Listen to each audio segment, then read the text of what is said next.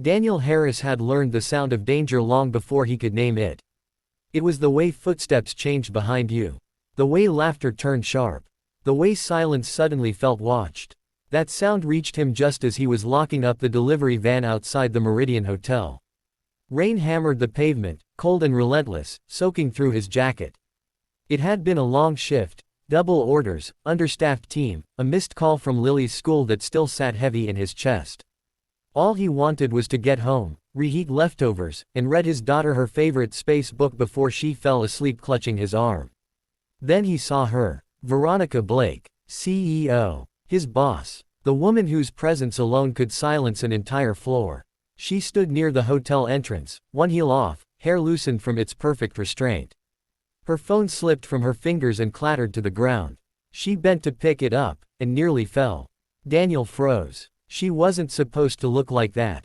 Veronica Blake was precision, authority, immaculate control. She delivered speeches without notes and dismantled rivals with a smile sharp enough to cut glass. But now her shoulders sagged. Her steps wavered. And when she laughed, soft, broken, it wasn't the sound of someone powerful. It was the sound of someone alone. Daniel glanced around. The street was busy enough to pretend safety, quiet enough to invite trouble. A pair of men stood across the road, watching too closely. One nudged the other and smirked. Daniel's instinct screamed, "Not your problem," his mind warned. "You have a daughter, a job, a fragile balance." Then Veronica swayed again, nearly stepping into traffic. "That was it, Ms. Blake," Daniel called, already moving. She turned, blinking like the world was struggling to stay in focus. "Daniel," she asked, disbelief coloring her voice. You're not supposed to be here." "Neither are you," he said gently, taking her arm as she leaned into him. Her grip tightened instantly, fingers curling into his sleeve like she might fall if she let go. "You smell like rain," she murmured. Daniel swallowed. "Let's get you somewhere safe." Across the street, one of the men whistled. "Need help with her, buddy?" Daniel didn't raise his voice. He didn't need to. "She's with me," he said, eyes steady, body angled protectively. Something in his tone made the men reconsider. They muttered and turned away, interest gone. Veronica didn't notice. Her head rested briefly against Daniel's shoulder. "I hate when they look at me like that," she whispered. "Like I'm a headline waiting to happen." "You're not," Daniel said. She laughed weakly. "You don't know my world." He guided her to his car, opening the door carefully. She hesitated, suddenly wary. "You're not, you won't." "I won't," he said immediately. "I'm just taking you home." She searched his face, something raw and frightened breaking through the haze. "Okay," she said softly. The drive was quiet. Rain streaked down the windshield like tears that refused to stop. Veronica stared out the window, occasionally mumbling half-formed thoughts. "They think I'm strong," she said at one point.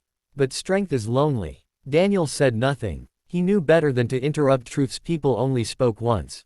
When they reached her apartment building, Veronica struggled with the keys, hands shaking. "Here," Daniel said, taking them gently. Inside, the apartment was dim and immaculate, too immaculate. No family photos. No warmth. Just success framed in glass and steel. She sat heavily on the couch, burying her face in her hands.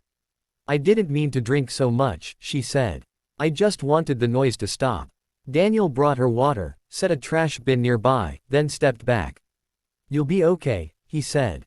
She looked up at him then, really. Looked. "Why are you doing this?" she asked. "You don't gain anything." Daniel hesitated, then spoke the truth. "Because I have a daughter," he said. "And if it were her out there one day, I'd pray someone would stop." Her eyes filled, tears spilling before she could stop them. "You're a good man," she whispered. He shook his head. "Just doing what's right." As he moved toward the door, she reached out, fingers brushing his wrist. "Don't let me forget," she said quietly. "Please." Daniel paused. "You won't remember any of this," he said gently. "Get some rest." He left before she could say anything else. The rain had eased when Daniel stepped outside, but the weight in his chest hadn't. He drove home thinking of Lily, of fragile moments, of how easily the world could turn cruel when no one was watching.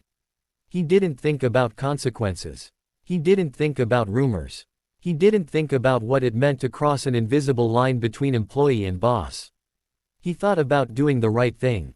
The next morning began like every other, chaos disguised as routine.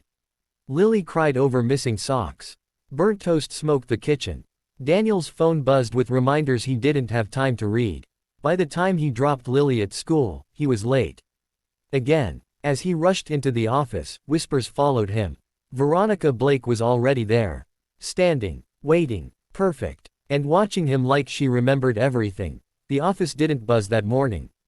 It held its breath. Daniel felt it the moment he stepped through the glass doors, heads lifting, whispers trailing off, keyboards pausing mid-stroke. Veronica Blake stood near the executive corridor, tailored suit flawless, hair pulled back with military precision. No sign of last night. Except her eyes. They locked onto him immediately. "Daniel Harris," she said, voice calm but commanding. "My office. Now." A hush fell over the floor. Daniel's stomach dropped. He followed her past frosted glass walls and silent assistants, his pulse thundering loud enough to drown out reason. Every step felt like a miscalculation catching up with him. She closed the door behind them. "Sit," she said. He did. For a long moment, she didn't speak. She stood by the window, arms folded, staring down at the city like it owed her answers. Then she turned. "You could have ruined me," she said. Daniel straightened. "I would never." "I know," she replied softly. "That's the problem." She moved to her desk, opened a folder, and slid it toward him. "His file. I remember everything," Veronica said. "The rain. The men watching. You standing between me and a mistake I didn't even see coming." Daniel swallowed. "You were vulnerable. I was reckless," she corrected. "And you were decent." She met his eyes. No judgment. No accusation. "Most people see my position and forget my humanity," she said. "You did the opposite." Daniel exhaled slowly. "If this is about policy." "It isn't," she interrupted. "It's about trust." She leaned back against the desk. "I went through your record this morning," she continued.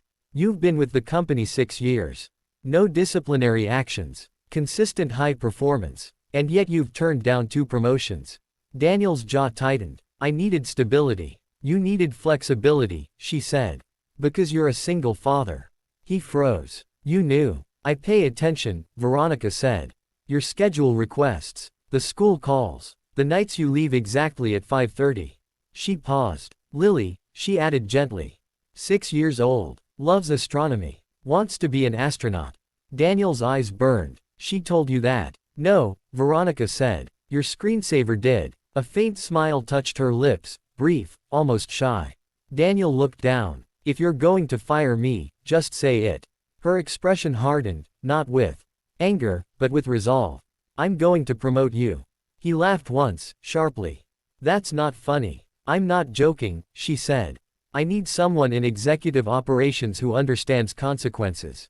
Someone who doesn't chase power for its own sake." "I can't work 70-hour weeks," Daniel said.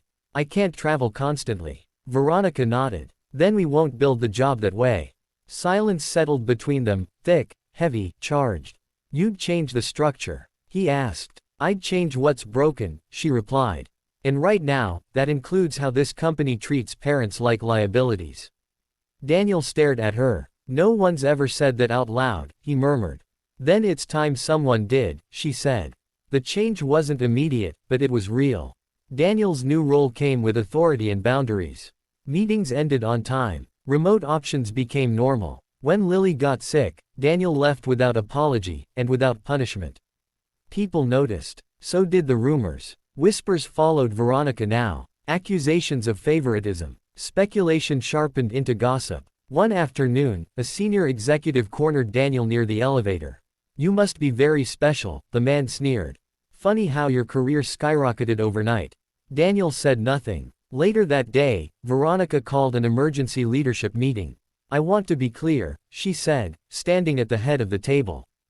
Daniel Harris earned his position through integrity and competence. If anyone believes decency is a weakness, they are free to submit their resignation. The room went silent. No one did. One evening, as Daniel packed his bag, Veronica appeared at his office door. "Walk me out," she asked. They moved through the building together, the city glowing outside like a promise neither dared name. "I didn't protect you because you're my boss," Daniel said quietly. "I'd have done it for anyone." "I know," she replied. "That's why it mattered." They reached the lobby. "Daniel," she said, hesitating. "I want you to know something." He turned. "I haven't had many people look at me without wanting something," she said. "Last night, you did. I won't forget that." He nodded, emotions tangled too tight to untangle. As he stepped into the night, his phone buzzed. A text from Lily's teacher. She talked about her dad all day today. Said he's her hero. Daniel smiled, heart full in a way it hadn't been in years. Behind the glass, Veronica watched him go. And for the first time in a long time, she felt like remembering was the bravest thing she'd ever done.